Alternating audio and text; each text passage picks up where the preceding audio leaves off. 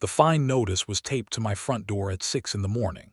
6 in the morning, during a whiteout blizzard that had already dumped 14 inches of snow on our neighborhood and showed absolutely zero signs of stopping. I stood there in my doorway, still in my boots and heavy coat, snowblower running behind me in the driveway, and I just stared at this little yellow envelope like it had personally insulted every ancestor I'd ever had. Which, honestly, it kind of had. Let me back up and set the scene properly, because the context here is really important to understanding just how unhinged this whole situation was. My name is Kyle Morgan. I've lived at 14 Birchwood Court in the Maplewood Estates community for going on 7 years now. It's a nice enough neighborhood. Good neighbors, decent streets, reasonable property values. The kind of place where people wave at each other in the morning and actually mean it. Everybody shovels their walks, everybody keeps their lawns trimmed, and for the most part, things are pretty civil. 7 years and I'd had exactly zero problems with the HOA. Zero. I paid my dues on time every quarter. I'd never let my grass grow too long. I'd never parked a boat in the driveway or left holiday decorations up past January. I was, by any reasonable metric, a model HOA resident. Then came Sharon Sinclair. Sharon moved into the neighborhood about 2 years before all of this went down. She bought the big colonial-style house at 22 Birchwood Court, which meant she was basically my across-the-street neighbor, and within about 3 months of moving in she had wormed her way onto the HOA board. By the end of that first year, she was chairing the Rules Enforcement Committee, which is a position she apparently took to mean she'd been personally handed the keys to everyone's lives and property by God himself. She started sending out violation notices for things that had never been issues before. A neighbor 2 houses down got cited for having a garden gnome that was, quote, aesthetically inconsistent with community standards. Another guy got a warning because his mailbox flag was bent at an angle she didn't like. I'm not making this up. This was the kind of operation Sharon Sinclair was running. She was maybe 50, always wore her hair in this tight, severe bun, and she drove a white SUV that she kept immaculate in a way that felt almost threatening. She had this habit of standing at her front window and watching the street like she was being paid to do it. I'd caught her looking out more than once when I was doing something completely ordinary, like backing out of my driveway or bringing in groceries. There was something about her energy that was just relentlessly combative, like she woke up every morning specifically looking for a fight and was mildly disappointed when one didn't materialize before noon. I'd managed to stay out of her crosshairs until that December. The December that went down in local history as the worst winter storm in about 25 years. The National Weather Service had been warning about it for a week. They were calling it a historic nor'easter, the kind of system that forms once in a generation and just absolutely buries everything in its path. The forecast was grim. Somewhere between 18 and 24 inches of accumulation, sustained winds of 30 miles per hour with gusts up to 50, near zero visibility during the peak hours, and temperatures dropping to single digits overnight.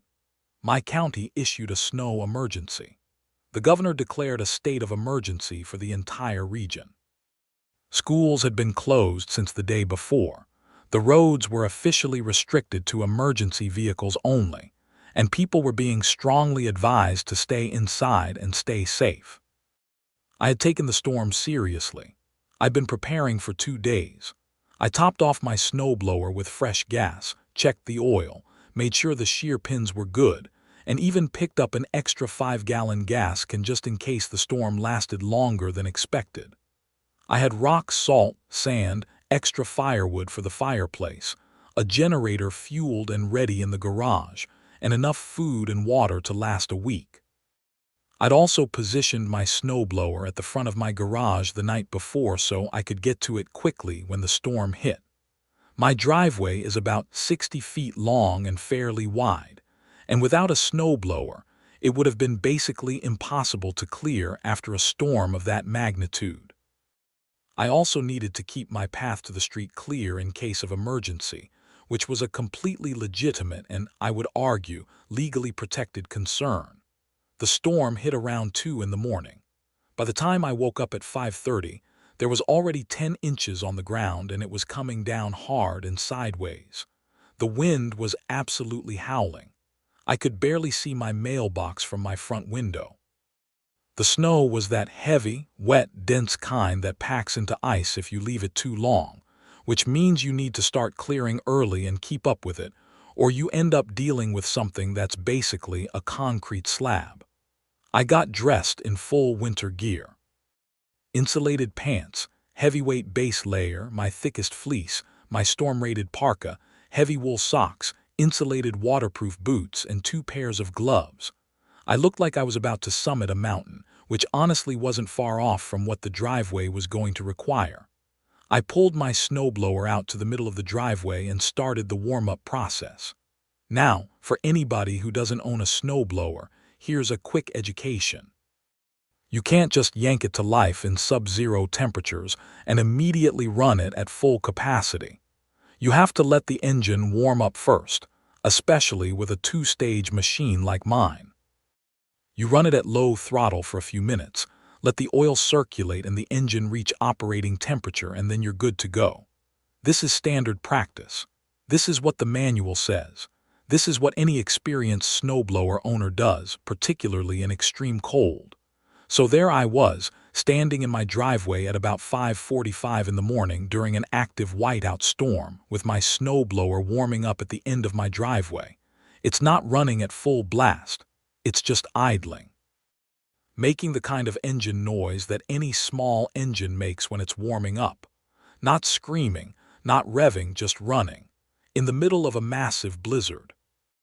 When the entire neighborhood was under a snow emergency. When nobody in their right mind was awake yet, and if they were, the storm itself was making more noise than my snowblower could ever dream of making. I'd been out there maybe 4 minutes. 4 minutes. I was stomping my feet to stay warm and watching the snow pile up on my front steps when I heard it, a door across the street slamming open. I looked up through the blizzard and squinted. Sure enough, there was a figure in a heavy coat coming across the street toward me. And even through the driving snow, through the absolute whiteout conditions, I could tell by the aggressive, purposeful stride exactly who it was. Sharon Sinclair, at 5:45 in the morning, in a blizzard, crossing the street to come talk to me about my snowblower. I genuinely thought she was coming to ask for help.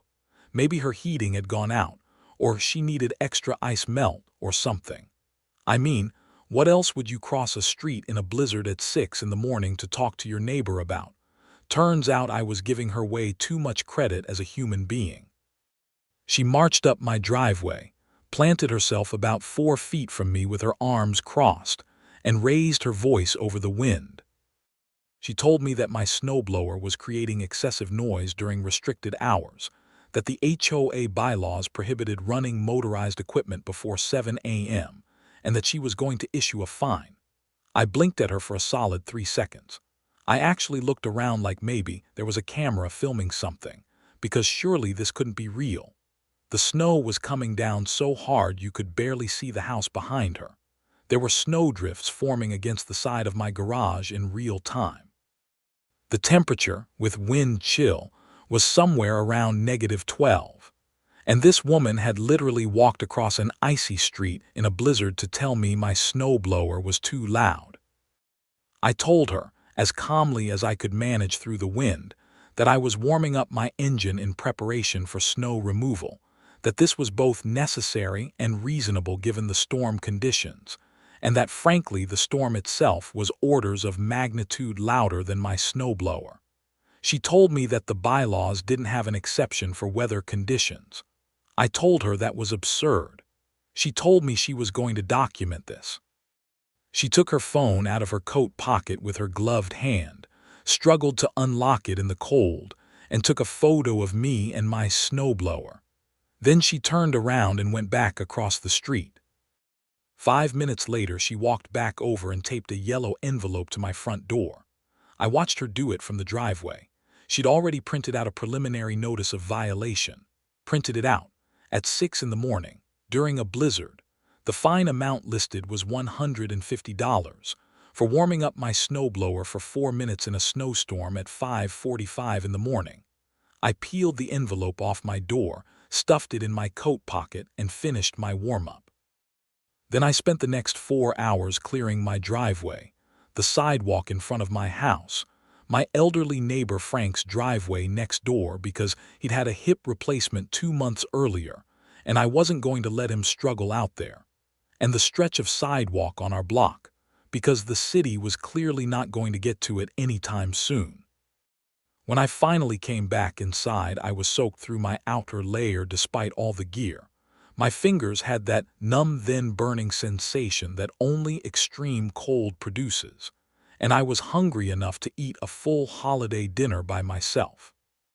I made coffee, peeled off my wet outer layers, and sat down at my kitchen table with that yellow envelope and my laptop. Here's the thing about me that Sharon Sinclair apparently never bothered to find out. I spent 12 years working as a property manager before I bought my house. I have read more HOA documents, CC and RS, bylaws, and amendment records than most people have read books. I know how these documents work, I know how they're structured, I know where the loopholes are, and I know what HOAs can and cannot legally do. I was also, at this point, quietly furious in that very calm, very methodical way that tends to produce results. I opened up the HOA document portal and downloaded the full current version of our community bylaws. Then I made another cup of coffee, settled in, and read them from cover to cover with the fine notice sitting next to me on the table. The relevant section about motorized equipment was Section 14. Subsection C it read, and I'm paraphrasing here, that no resident shall operate motorized recreational or landscaping equipment between the hours of 10 p.m. and 7 a.m. except in cases of emergency or weather-related necessity. And there it was, right there in the actual bylaws. Except in cases of emergency or weather-related necessity. Weather-related necessity. During a state of emergency, blizzard with 14+ inches of snow and counting. I almost laughed out loud. Almost. I also pulled up the county snow emergency ordinance, which explicitly stated that residents were required to clear their driveways and sidewalks within a reasonable time following storm cessation, and that property owners should take reasonable measures to prepare for snow removal during active storm conditions in order to ensure public safety access. That's practically a legal endorsement of what I was doing at 6 in the morning. I took photos of both documents, specifically the relevant sections, and emailed them to myself with timestamps. Then I pulled up my security camera footage. I have 4 cameras on my property. One covers the front of the house and the driveway. One covers the side yard. 2 cover the back. The front camera had captured everything. It had Sharon walking across the street, walking up my driveway, the full conversation, her taking the photo with her phone, her walking back to her house, and then walking back across the street to tape the notice to my door. All time-stamped. All in clear enough resolution despite the storm to make out exactly what was happening. I saved the full footage from that morning, exported it to a flash drive, and set it aside. Then I started writing my formal response to the fine notice. I wrote it very carefully, in the kind of measured, professional language that makes it absolutely clear that the person writing it knows exactly what they're talking about and is not going to be pushed around. I cited Section 14, subsection C of the community bylaws. I cited the weather-related necessity exception by name. I cited the county snow emergency declaration, which I attached as a PDF. I noted that the state of emergency was still active at the time of the alleged violation, that the snow accumulation exceeded 12 inches at the time I began operating the equipment, that the equipment was being warmed up as per manufacturer recommendations for safe cold weather operation, and that noise from the equipment during the brief warm-up period was minimal relative to ambient storm conditions. I also noted, politely but very clearly, that I would be requesting a full board review of this citation, and that I was prepared to present evidence and documentation at that review. I sent it to the HOA's official email, the board president's email, and the general contact address listed on the HOA website. Then I printed a hard copy and mailed it to the registered address of the HOA's property management company. Certified mail, return receipt requested. I also printed out Sharon Sinclair's name and her role as chair of the Rules Enforcement Committee, and double-checked whether she had the unilateral authority to issue fines without board approval. According to the bylaws, preliminary notices could be issued by any board member, but actual fines required a quorum vote at a regular board meeting, which meant the $150 fine listed on that yellow paper was not yet a real enforceable fine. It was a preliminary notice, a threat basically, and threats only work on people who are scared. I wasn't scared. I was annoyed and I was organized, which is a much more dangerous combination. Word got around the neighborhood faster than you'd expect, especially since most people were stuck at home anyway because of the storm. My neighbor Frank, whose driveway I'd cleared that morning, saw the whole thing from his window and told his wife, who texted their daughter, who was friends with two other couples on the street. By early afternoon, when the snow had started to taper off and people were beginning to emerge to start clearing their properties, I was getting texts and knocks on the door from neighbors asking if the story was true. Was Sharon Sinclair really out there in a blizzard writing up violation notices at 6 in the morning? I confirmed that yes, it was true, and I showed a few people the security camera footage on my laptop. The reactions ranged from stunned silence to outright laughter. One of my neighbors, a guy named Dan who lived 4 houses down and had been cited by Sharon 3 times in the past 8 months for increasingly petty things, watched the video twice and then said, quietly, that he thought it was time to organize. That conversation turned into something bigger than I'd expected. Dan had apparently been doing his own documentation for a while. Every notice Sharon had ever sent him, every email, every encounter. He had a folder on his computer that was, by his description, substantial. Other neighbors had similar collections. It turned out Sharon had been issuing preliminary notices and informal warnings at a rate that far exceeded what you'd expect from normal enforcement. She'd been targeting certain houses more than others, which prompted one neighbor, a woman named Lisa who worked as a paralegal, to suggest that the pattern might rise to the level of selective enforcement, which is a specific legal concept with actual consequences in the HOA context. Lisa knew her stuff. She explained that selective enforcement occurs when an HOA applies its rules inconsistently, targeting specific residents while ignoring identical or similar behavior by others. Courts have found that selective enforcement can void the enforceability of a fine or rule, and in some jurisdictions it can form the basis of a civil claim against the HOA. She'd actually been researching this on her own, because Sharon had written her up for a decorative holiday wreath that was, by Sharon's measurement, 2 inches larger than the HOA's decoration guidelines allowed. A 2-inch discrepancy on a wreath. Lisa had measured that wreath herself and found it was actually within the guidelines, and she had photos to prove it. We agreed to compare notes formally. Lisa offered to help everybody organize their documentation in a way that would be coherent and presentable to the full board. She suggested we request a special meeting, which, according to the bylaws, could be called by a petition signed by at least 15% of the households in the community. Maplewood Estates had 87 homes. 15% was roughly 13 households. By the end of that first day, I had collected signatures from 22 households. People who had been irritated for months but hadn't known there was anything they could do were suddenly very interested in doing something.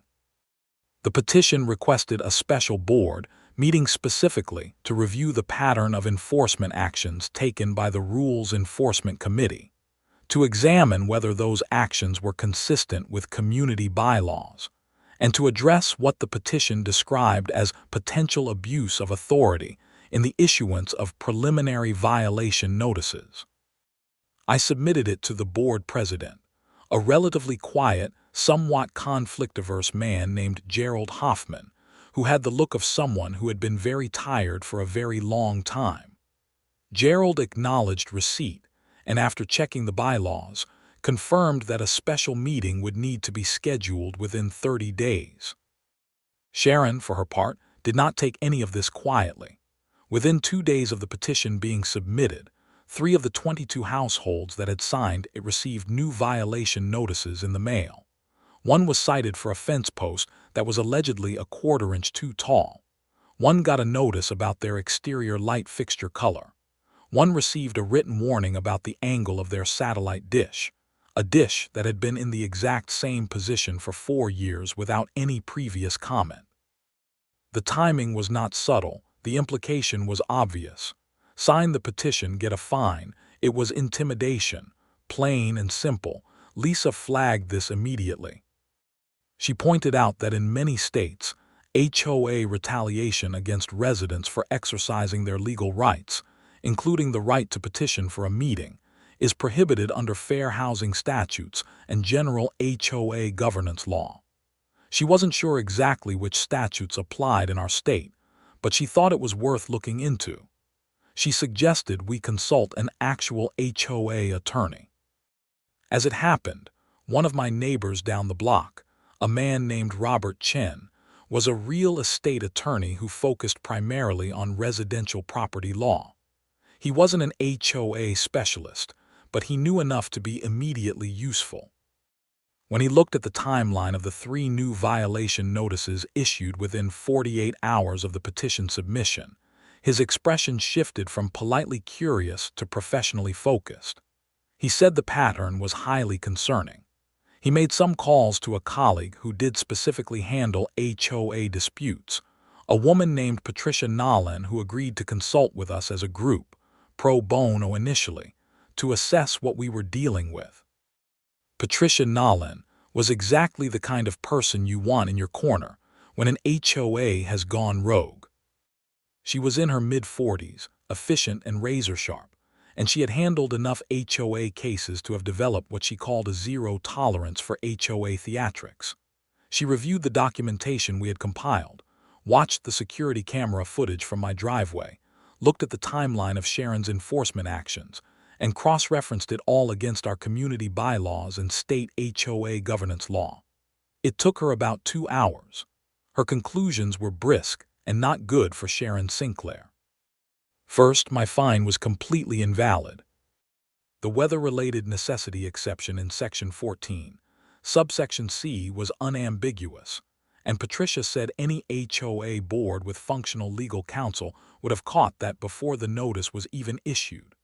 She drafted a formal legal response on her firm's letterhead, citing case law and statute, demanding immediate withdrawal of the preliminary fine notice. Second, the 3 retaliatory violation notices were potentially actionable. Our state's HOA statute included an anti-retaliation provision that prohibited HOA governing bodies from issuing fines or enforcement actions in response to a resident's exercise of their rights under the governing documents, including the right to petition for a meeting. The timeline was damning. Patricia sent a separate letter to the full board, putting them on notice that the 3 retaliatory actions needed to be formally rescinded, and that the board would be personally liable if they ratified those actions in an official vote. Third, and this was the part that genuinely surprised me, Patricia had found something in her review of the HOA's financial records that the board was required by law to make available to residents upon request. She'd requested them as part of her initial assessment, and Gerald had sent them over without apparently realizing what they contained. The fine revenue that the HOA had collected over the past 18 months, specifically from fines issued under Sharon Sinclair's tenure as Enforcement Committee Chair, had been deposited into an account that was not the HOA's primary operating account. It was a separate account. The transfers from that account to the HOA's operating budget were irregular and didn't match the total fine revenue. There was a discrepancy of approximately $4,300 that Patricia could not reconcile with the records provided. Patricia was very careful about this. She told us she didn't want to make accusations that weren't supported by the evidence. But she said the discrepancy was significant enough that it needed to be formally audited, and that if the money was found to have been misappropriated, it crossed the line from HOA misconduct into potential criminal territory. She said she was going to recommend to Gerald, as board president, that an independent audit be commissioned immediately. Gerald's response, when Patricia contacted him, was essentially the sound of a man who had been carrying around a vague sense of dread for a long time and was now watching it materialize into something real and specific. He agreed to the audit immediately. He also, quietly, told Patricia off the record that he had been trying to push back on Sharon's enforcement activities for about 6 months, but that Sharon had a way of steamrolling opposition within the board, and that 2 of the other 3 board members tended to defer to her because they didn't want the confrontation. Gerald, to his credit, seemed genuinely relieved that someone was taking this seriously. The special meeting was set for 3 weeks out, which gave everyone time to prepare. Patricia helped us organize all the documentation. I pulled together my own presentation. The security footage, the bylaw citations, the county snow emergency declaration, the timeline of the fine notice, and my formal written response. Lisa had compiled a comprehensive spreadsheet of every violation notice Sharon had issued during her tenure, cross-referenced against whether the residents who received them had ever complained about Sharon, disagreed with her in any HOA forum, or, as it turned out, declined to sell her their house when she'd made informal inquiries. That last one was a detail that came out when one of the neighbors mentioned offhandedly that Sharon had approached them about buying their property a year ago, and they'd said no. Then the violation started. Patricia's eyebrows went up considerably at that information. The 3 weeks before the meeting were cold and busy. More snow fell, though nothing as dramatic as that first blizzard. I cleared my driveway every time without incident, slightly daring another early morning visit from across the street. Sharon kept her distance. I noticed she was still watching from her window. I waved a couple of times. She didn't wave back. The independent audit came back faster than expected, probably because the auditors found the discrepancy pretty much immediately once they knew where to look. The $4,300 gap was real. The money had been transferred from the HOA's fine collection account into a personal PayPal account that, upon investigation, was linked to Sharon Sinclair. The payments were labeled in the HOA's records as administrative fees, but there was no board authorization for any administrative fee of that type or amount, no contract with any administrator, and no corresponding services rendered that could be documented. Patricia got that audit report 3 days before the special meeting. She called me, and there was a specific quality to her voice, very calm, very deliberate, that told me something significant was happening. She said we needed to talk about next steps. She also said that what she was about to share was going to escalate things considerably, and asked if I and the other neighbors were prepared for that. I told her yes. Patricia contacted Gerald again with the audit findings. Gerald was quiet on the phone for a long moment, and then said he needed to speak with the board's general counsel. He also said, and this was the key thing, that given the nature of the findings he believed, he had an obligation to report to law enforcement. Patricia agreed that this was the appropriate path. The special board meeting happened on a Tuesday evening. The community room at the development's clubhouse was packed. I don't think I'd ever seen that room anywhere near capacity before. People who had never come to a single HOA meeting in years were there.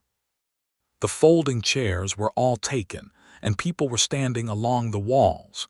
Gerald opened the meeting looking like a man who had aged about a decade in 3 weeks. Sharon Sinclair was there.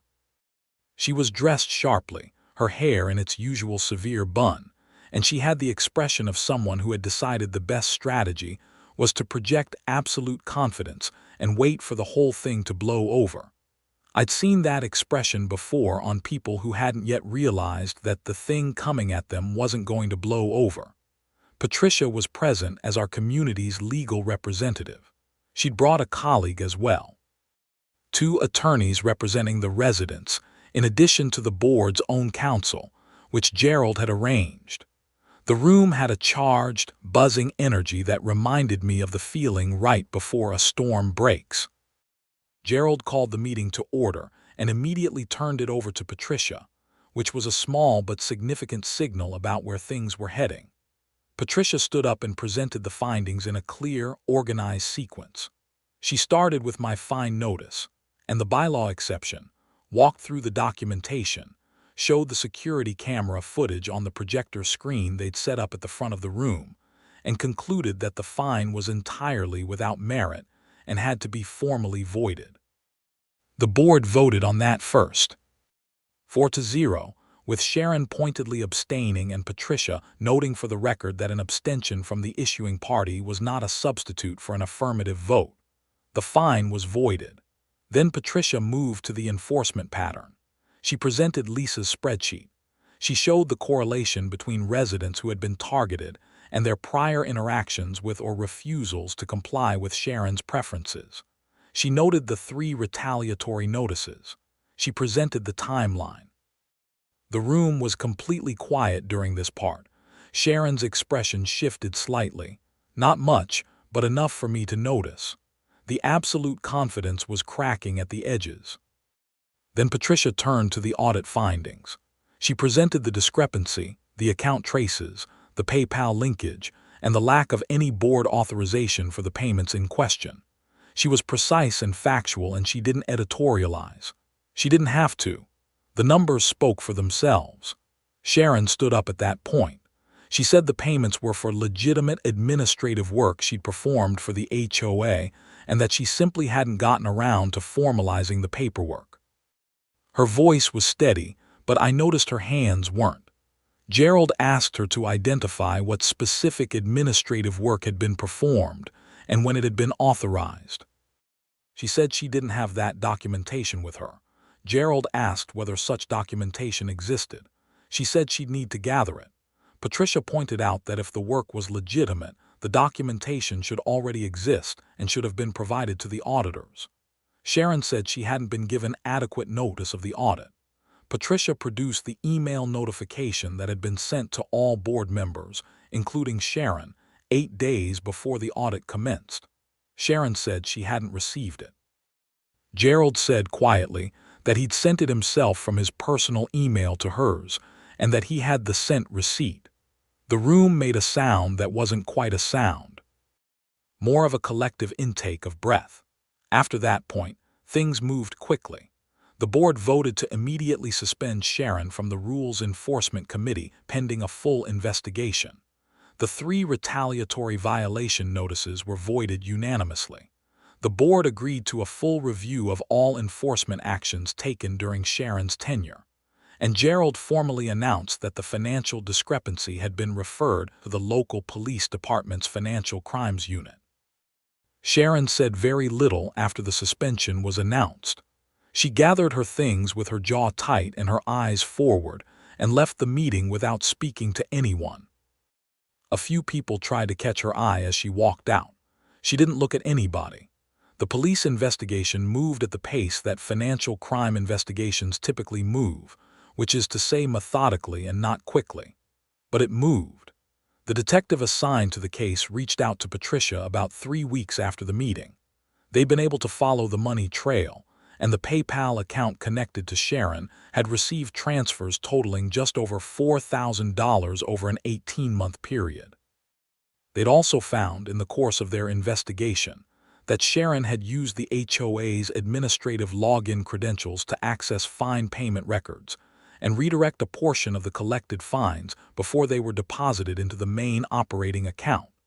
It wasn't a complex scheme. It was the kind of thing that's easy to do when nobody's watching and comes apart almost immediately when someone starts watching. Sharon Sinclair was charged with theft and misuse of fiduciary funds. Both are criminal charges in our state. She was formally arrested on a Thursday morning, which was, by pure coincidence, a day when it was snowing again. I heard about it from Frank, who heard about it from his wife, who heard about it from someone who'd seen the police car parked in Sharon's driveway for the better part of an hour. Sharon's white SUV sat in the driveway the whole time, looking immaculate as always. Some things stay exactly the same right up until the moment everything changes. She posted bail and was released that afternoon, but she was obviously done on the HOA board. She resigned formally the following day, and based on what people were quietly saying around the neighborhood, she'd already spoken to a real estate agent about listing her house. It was hard to imagine staying in a community where you'd done what she'd done and then faced what she'd faced. Sometimes the consequence doesn't feel real until it does, and then you have to live in it every day. Gerald called an emergency board meeting to fill the 2 vacant committee positions, since Sharon's departure had left a gap. He was, in his low-key way, energized in a manner I hadn't seen from him before. He told me privately that he felt like he could actually do the job the way it was supposed to be done now. He reformed the enforcement committee structure so that no single member could issue even a preliminary notice without a second board member's sign-off. He implemented a mandatory review period for any fine before it could be considered enforceable. He also opened up the board's financial records for regular resident review, making the quarterly statements available on the HOA website with no request required. Transparency, he said, was the simplest fix for most of these problems. He wasn't wrong about that. Sharon's trial was about 8 months later.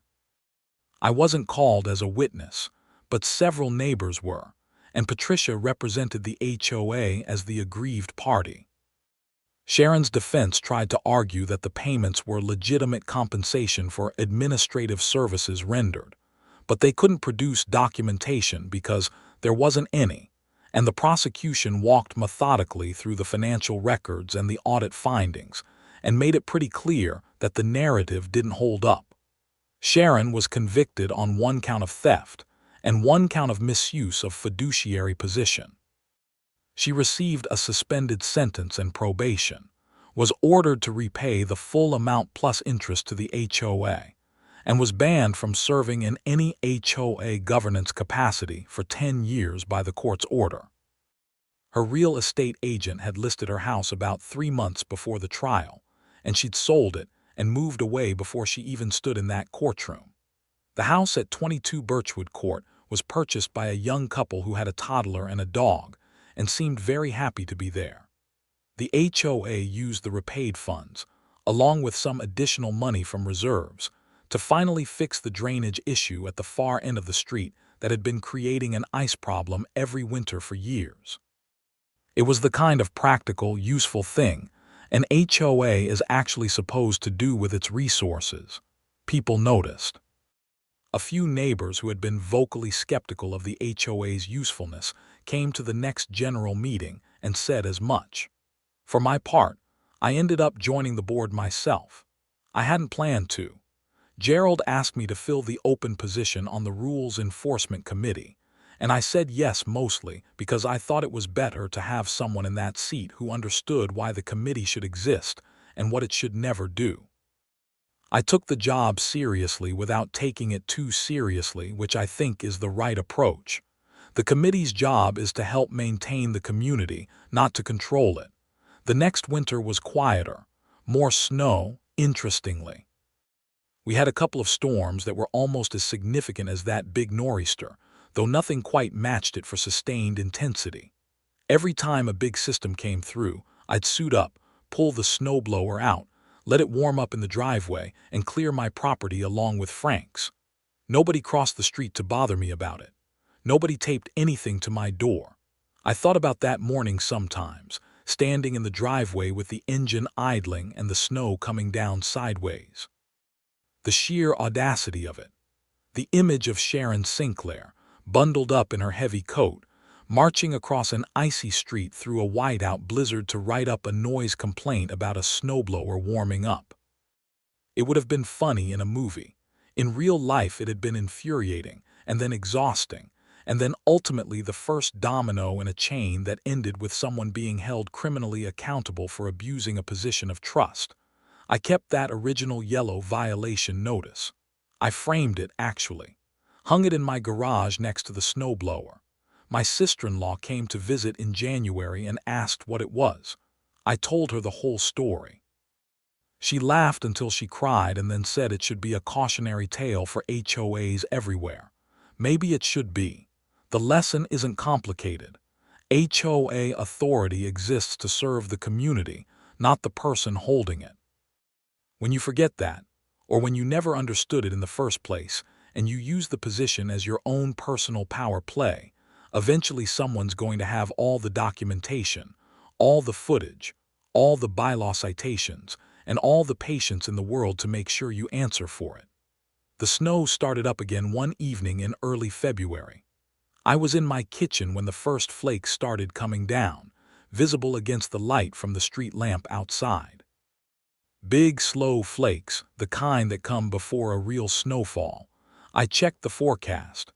6 to 10 inches overnight, temperatures dropping to about 15, some wind but nothing catastrophic, more than manageable. I went to the garage and checked the snowblower.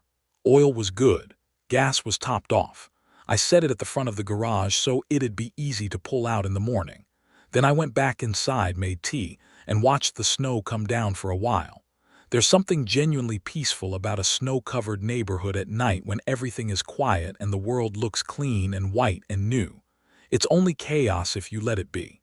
The rest of the time, winter is just winter. Something you prepare for, work through, and come out the other side of, usually in pretty good shape if you've got the right equipment and a little common sense and maybe, when you need it, a very good attorney. By morning there were 8 inches on the ground. I got up at 6, got dressed, pulled the snowblower to the middle of the driveway and let it warm up. 4 minutes, engine idling, exhaust curling up into the cold gray morning air. Then I drove it down the driveway and got to work. Nobody said a word. It was perfect. I cleared Frank's driveway too, because Frank still moved carefully on account of the hip, and because that's just what you do for a neighbor. He came to his front door when he heard me finishing up and gave me a wave from behind the glass. I waved back. It's a small thing, waving to a neighbor, completely ordinary. The kind of thing that happens in a functional community where people are looking out for each other instead of looking for reasons to fight each other. On my way back up my driveway, I glanced across the street at 22 Birchwood Court. The new couple had shoveled their front walk already, a little unevenly but enthusiastically, and the kids' sled was propped against the side of the house. Their porch light was on. It looked warm and lived in a way the house hadn't looked when Sharon owned it, even though the exterior was exactly the same. Some houses just feel different depending on who's inside them. I put the snowblower back in the garage, brushed off my coat, and went inside. The coffee was still hot. I sat down at the kitchen table, looked out the window at my cleared driveway, and felt the particular satisfaction of a job done well and a situation resolved properly, which are two things that don't always go together but are pretty great when they do. The HOA had its regular quarterly meeting the following week. Gerald opened with the financial report, which was on the website for anyone to view. The Enforcement Committee report, which I delivered, had exactly 2 items. One was a reminder about holiday decoration timelines, which was a completely reasonable thing to remind people about, and the other was an update on the drainage repair project, which was fully completed and working beautifully. Nobody got fined. Nobody got threatened. Nobody had to read a bylaw to defend themselves. People asked a few questions. Gerald answered them clearly, and the meeting was done in 45 minutes. That's what it's supposed to look like. That's what it can look like when the right people are paying attention. I locked up the community room afterward and walked back to my car in the dark parking lot. It was cold, the kind of deep, dry cold that makes everything feel sharp and clear. The stars were out. My breath clouded in the air. I could see the distant glow of the streetlights over on Birchwood Court. I thought about the morning it all started. The blizzard, the darkness, the engine idling, the figure marching across the street. How something that absurd had spiraled into something real and serious before it eventually landed somewhere better than where it started.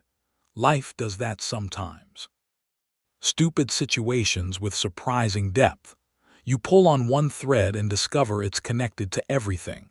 But it started with a snowblower in a driveway. And it ended with a community that was actually working the way it was supposed to. All things considered, I'll take that trade every single time. The drive home was quiet. Snow was dusting the roads lightly, just a coating, nothing that needed the snowblower. I had good tires and I knew the roads. By the time I got home, unlocked my door and flipped on the kitchen light, the world outside had gone white and still again, the way it does when winter settles in for the night. I hung up my coat, checked that the snowblower was where it should be in the garage, and went to bed. Everything was exactly as it should be. Warm inside, cold outside, neighbors taken care of. Rules enforced fairly and sanely. The bad actor gone and accountable. The community a little stronger than it had been before, which is the only direction worth going. I slept well. I usually do now.